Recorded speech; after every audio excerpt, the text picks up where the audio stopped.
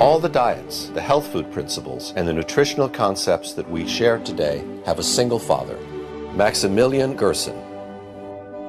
Dr. Gerson was the first to ever suggest that good health depends primarily on a healthy nutrition. Born in Germany in 1881, Max Gerson was inspired by the figure of Ignaz Semmelweis, the Hungarian doctor who discovered that in order to avoid infections in pregnant women, physicians simply needed to wash their hands in a chlorine solution. Prior to receiving his doctorate as a medical student, Max Gerson suffered from severe and repeated migraine headaches, leaving him essentially unable to function for days. After 2 years of experimenting, Dr. Gerson was able to eliminate his migraines completely by eating only certain raw fruits and vegetables. By 1918, word was spreading about the Gerson migraine diet. But on one occasion, a patient returned with an observation. Not only had the migraine been relieved, but his skin tuberculosis also disappeared. The astounding news spread like wildfire.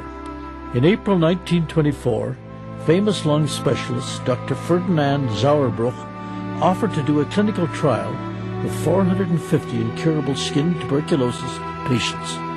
At the commencement of the study, Sauerbruch said to Gerson privately that if even one patient showed improvement, he would believe every word of Gerson's treatment. 446 out of 450 patients recovered, over 99%. Dr. Gerson and his wife Gretchen had 3 daughters, Joanna, Gertrude, and the youngest Charlotte. Of all the children, Charlotte took a special interest in her father's work. By the late 1920s, Dr. Gerson's fame had spread throughout Europe, especially after he cured Dr. Albert Schweitzer's wife, Helena, of pulmonary tuberculosis and Schweitzer's daughter's skin disease. When Dr. Schweitzer was 75 years old, he came to Dr. Gerson with diabetes and was also cured. The Gerson therapy aims to achieve a complete detoxification of the body through a series of intestinal washes based on organic coffee and a strict diet of raw vegetables and fruits grown in an optimal terrain. Meat is absolutely to be avoided, as explained by Charlotte, Dr. Gerson's 82-year-old daughter. Because meat in the body, in the digestive process, causes acidity, phosphoric acid. And in this kind of acidity, the body isn't able to function. The body has to maintain homeostasis. It has to maintain a very exact level of alkalinity versus acidity. Once detoxified, the human body confirms being a wonderful machine, capable of healing itself from any given disease. Between 1933 and World War II, Gerson and his family fled Nazi persecution, eventually settling in New York. Dr. Gerson's 7 siblings died in the Holocaust. Throughout the 40s, Dr. Gerson's success at his New York clinic stunned the medical community, but also evoked the dark forces within it. Dr. Gerson was curing patients with cancer, and as a consequence, he testified before the United States Senate on July the 1st, 2nd, and 3rd in 1946, along with 5 of his recovered cancer patients and the medical records of 5 more. So stunning was this testimony that on the evening of July the 3rd, 1946, renowned ABC News correspondent Raymond Graham Swing declared on his radio broadcast to the entire United States that for the first time in history there had been discovered a cure for cancer. The public response was overwhelming, staggering, lighting up the switchboards at ABC non-stop, out of control, unbelievable. But what happened next was even more so. 2 weeks later, Raymond Graham Swing was fired from his position at ABC that he had held for over 30 years, and the Pepper-Neely Anti-Cancer Bill of 1946, document number 8947, now gathers dust in the archives of the United States Printing Office.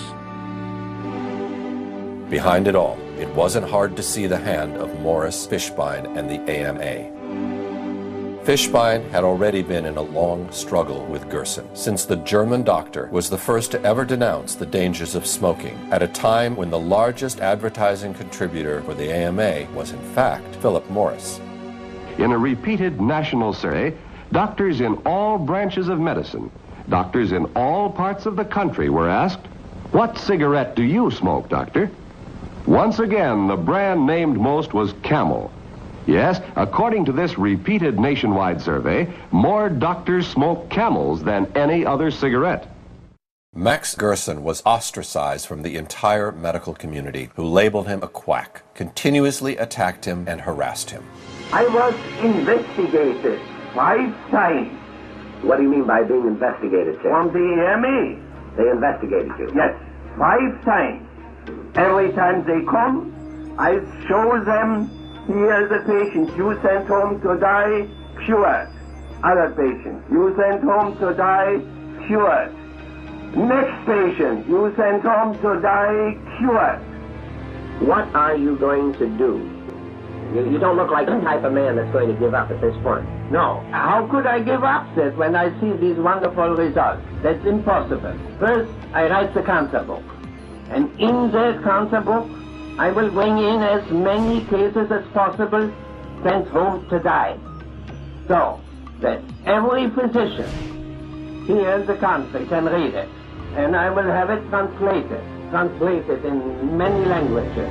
It took Gerson 10 years to write the book, which presented 50 fully documented terminal cases he had cured with his therapy. Yet Gerson found no major publisher willing to release the book in the United States. At that point, he was totally and forever banned from publication in the United States. Why was the American Medical Association so opposed to the Gerson therapy? I think all the medical associations were opposed to the Gerson therapy.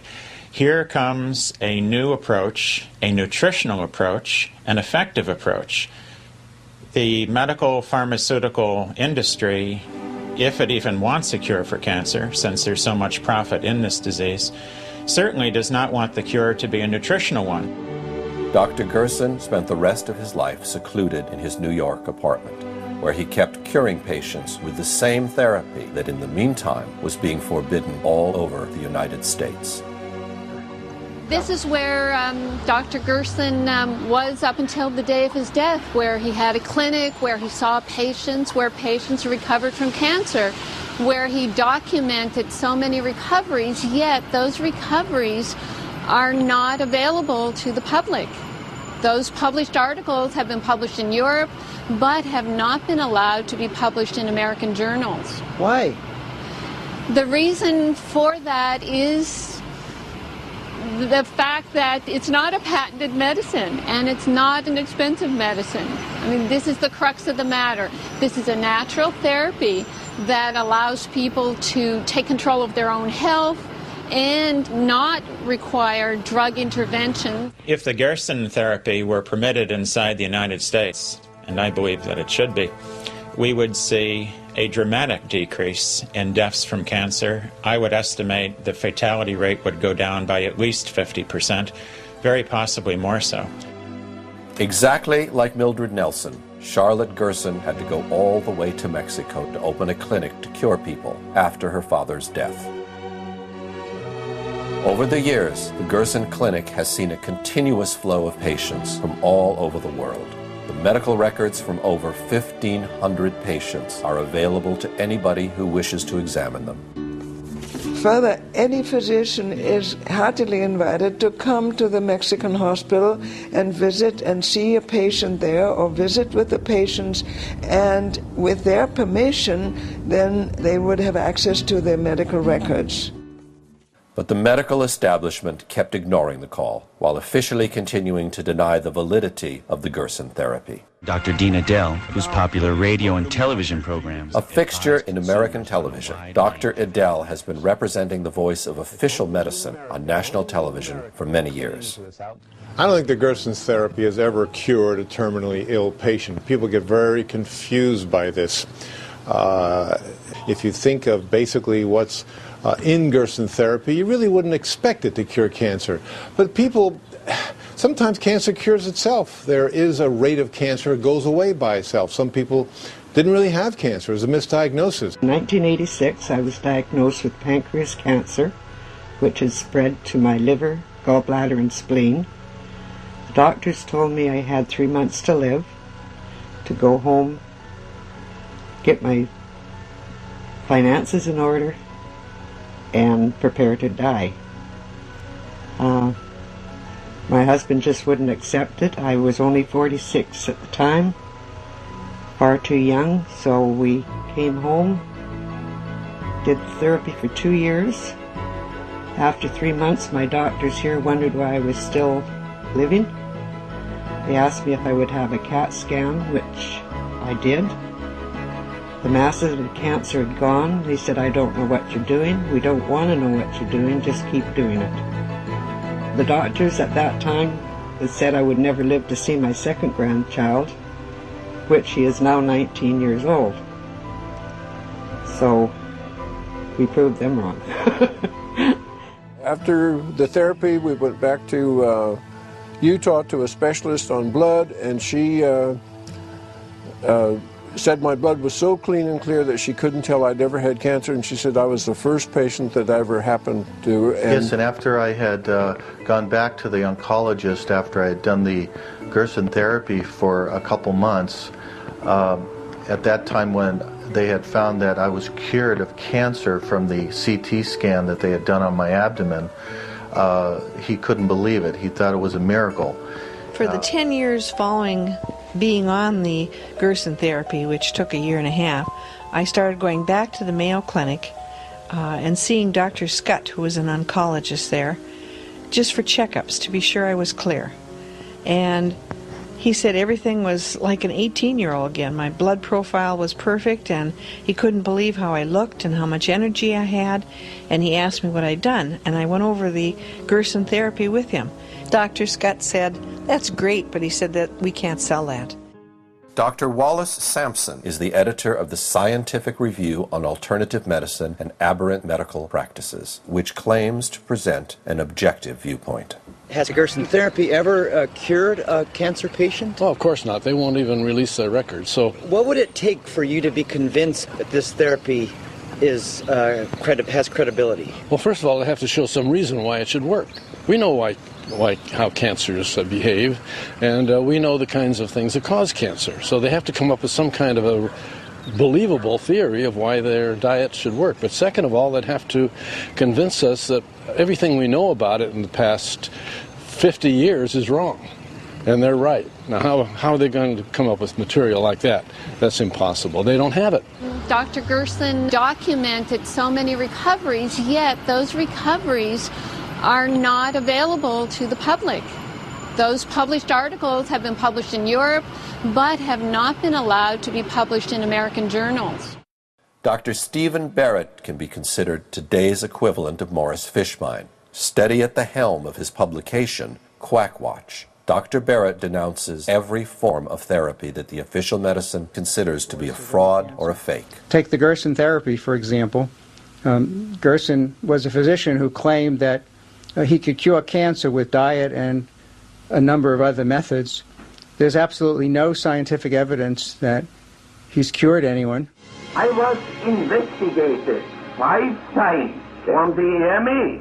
Every time they come, I show them, here's a patient you sent home to die, cured. Other patient, you sent home to die, cured. Next patient, you sent home to die, cured. The Gerson therapy was known some 75 years ago. If doctors know there's a cure and send patients home to die, that is an atrocity worse than the Holocaust.